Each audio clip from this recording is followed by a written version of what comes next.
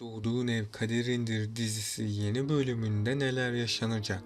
Mehdi tamamen dizimizden ayrıldı mı? Zeynep'in psikolojisi bozulacak mı? Dizimiz final olacak mı? Barış Zeynep'ten ayrılacak mı?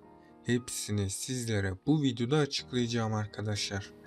Öncelikle dizimizin final olmasını istemiyorsanız ve Zeynep'in mutluluğu hak ettiğini düşünüyorsanız da beğeni tuşuna basalım ve sayımızı hep birlikte görmüş olalım. Bir önceki videomda Mehdi'nin diziden kötü bir sonla ayrıldığından bahsetmiştim. Barış'la evlilik yolunda olan Zeynep, bu hain saldırının etkisinden çıkamayıp suçluluk duygusuyla büyük bir depresyon yaşayacaktır. Mehdi'nin ölümünden sonra senaryodaki rolü azalan da Benal yakında dizimizden ayrılacak. Ali Rıza'nın isteği üzerine gelen Sadi bir süre dizimize konuk oyuncu olarak devam edecek. Bu süreçte sevdiklerini ve sağlam karakterini koruyan Sadi'yi izlemiş olacağız. Bir sonraki bölümde Mehdi için herkesin bir araya geldiği drama dolu bir bölüm bizleri bekliyor. Zeynep Mehdi öldüğü için büyük bir vicdan azabı hissedecek. Çünkü Zeynep Mehdi'nin ölümünden dolayı kendisini suçlu görecek. Yani Zeynep'in kendisine olan bu suçluluk duygusu yeniden canlanmış olacak. Bunun sonucunda da Zeynep'in psikolojisi çok kötü etkilenecek. Herkes Zeynep'e desteklerde bulunsa da Zeynep bir süreliğine daha kendisine gelemeyecek. Zeynep'in psikolojisi bozulduğu için Barış onunla evlenmeyi biraz erteleyecek. Barış bu durumun böyle devam etmeyeceğini anlayınca bir karar verecek. Barış Zeynep'i doktor hanıma götürecek. Zeynep psikolojik tedavilere başladıkça geçmişindeki izler yavaş yavaş ortaya çıkacak. Tam da o sırada Zeynep'te yaşanan suçluluk duygusunun nedeni de anlaşılacak. Aslında Zeynep'in sorunu küçük yaşta ailesinden ayrı kalmak zorunda olmasıdır.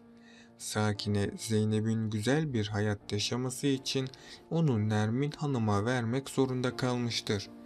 Zeynep de artık Nermin Hanım'ın kızı olarak hayatına devam etmiştir.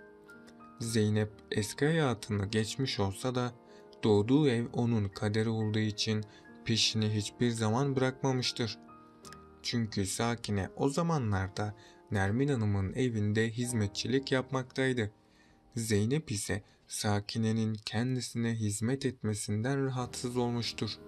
Çünkü Sakine'nin her defasında Zeynep'e olan bakışları onu derinden sarsmıştır. Tam da o sırada Zeynep'te suçluluk duygusu oluşmaya başlamıştır. Zeynep annesinin fakirliğinden dolayı kendisini sorumlu görmüştür. Bu yüzden Zeynep'in acı kaderi onun peşini bırakmamıştır. Önümüzdeki bölümde Zeynep'te kapanmayan yaralar açılacak. Barış ise Zeynep'in durumundan dolayı çok üzülecek. Büyük ihtimal ile Barış Zeynep ile evlenecek. Zeynep Barış'ın desteklerini gördükçe iyileşmeye başlayacak. Mehdi'nin Barış'ta aradan çekilmesi ile Zeynep'e bir kat daha bağlanacak. Bunun sonucunda da Zeynep ve Barış çok mutlu olacak. Ama bir ihtimali daha unutmayalım. Zeynep'in psikolojisinin bozulması sonucu Barış ondan ayrılabilir. Barış Zeynep'in sorunlarını kaldıramaz hale gelecek. Bunun üzerine Barış Zeynep'ten ayrılma kararı alacak. Peki Zeynep Mehdi'nin ölümüyle hayatına kaldığı yerden devam edebilecek mi? Aşağıda yorumlarınızı bekliyorum. Önümüzdeki bölümde Barış'ın düşüncelerinde Özlem'in fikirleri aklında olacak. Barış, Özlem'in kendisine söylemiş olduğu bu cümleleri hatırladıkça Zeynep'e olan şüphesi de artacak. Çünkü Özlem son konuşmasında Barış'a pişman olacağını söylemişti. Barış da bunun üzerine Zeynep'ten ayrılma kararları alabilir. Zeynep de öyle olursa ikinci darbeyi Barış'tan alacak. Zeynep Barış'ın ayrılmak istediğini öğrendiğinde bu duruma inanmak istemeyecek. Ardından Zeynep Barış'ın neden kendisinden ayrılmak istediğini de öğrenmek isteyecek. Barış, Zeynep'ten gerçekleri saklayacak ve onu sevmediğini söyleyecek. Zeynep de bu sözler üzerine ne yapacağını bilemeyecek. Zeynep'teki bu hüzün büyük bir üzüntüye sebep olacak. Hatta Zeynep'in psikolojisi günden güne bozulacak. Eğer Zeynep'e yardım eden birileri olmaz ise Zeynep kendisine zarar verebilir. Zeynep yaşadıklarından dolayı bu üzüntüden kurtulmak isteyecek. Ama Zeynep intihar girişimine rağmen ölmeyecek. Böylece Zeynep hayatına kaldığı yerden devam edebilecek. Barış ise Zeynep'ten ayrılarak kendi sonunu getirmiş olacak. Çünkü Barış'ın bu hareketi onun iflasına sebep olacak. Hatta hatırlıyorsanız önceki bölümlerde Barış bir kitap okuyordu. Barış'ın elindeki kitabın ismi Kral Kaybederse'ydi. Barış şu an için çok zengin ve saygın bir iş adamıdır. Yani Barış bu kitapta kral olan kişidir. Ama o kitabın sonunda kral tüm saygınlığını ne yazık ki kaybediyordu ve sonunda iflas ederek hayatı boyunca kimsesiz kalıyordu. Yani bu kitap Barış'ın iflas edip kimsesiz kalacağını kanıtlıyor ilerleyen bölümlerde. Ama hemen önümüzdeki bölümlerde Barış ve Zeynep düğün hazırlıklarına devam edecek. Bu konuda Nermin Hanım ve tüm aile onlara büyük desteklerde bulunacak. Barış da ablasını dinlemeyerek büyük bir hata yapacak. Çünkü Barış'ın Zeynep ile evliliği onun sonunu getirecek.